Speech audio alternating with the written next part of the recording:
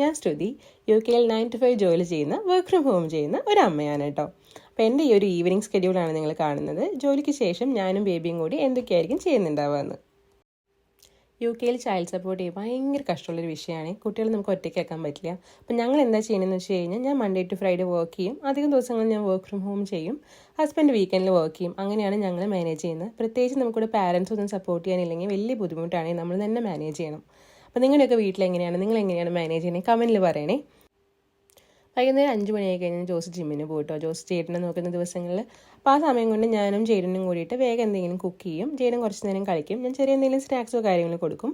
അവനൊക്കെ ആയിരിക്കും. ആ സമയം കൊണ്ട് നമ്മൾ കുക്കിംഗ് തീർക്കും. അവന് ഫുഡ് കൊടുക്കും. അപ്പോഴേക്കും ജോസ് വരും നോർമലി ദിവസങ്ങളിൽ. പിന്നെ ജോസിൻ്റെ അടുത്ത് ജേഡനെ ആക്കി ഞാൻ പോയി ഒന്ന് ഫ്രഷ് ആവും. ഞങ്ങളെല്ലാവരും ഫുഡ് കഴിക്കും, കിടന്നുറങ്ങും. നോർമലി ഇതായിട്ടോ ഞങ്ങളുടെ റുട്ടീന്. അപ്പോൾ ഇന്നത്തെ നമ്മുടെ സ്പെഷ്യൽ ചപ്പാത്തിയും ചിക്കൻ കറിയാണ്. അപ്പോൾ ഞാൻ ഉണ്ടാക്കുമ്പോൾ കുറച്ച് കൂളി ഉണ്ടാക്കി വയ്ക്കും. അപ്പോൾ നാളത്തെ ബ്രേക്ക്ഫാസ്റ്റിനോ അല്ലെങ്കിൽ ലഞ്ചിനോ അവർക്ക് ഉപയോഗിക്കാൻ പാകത്തിന്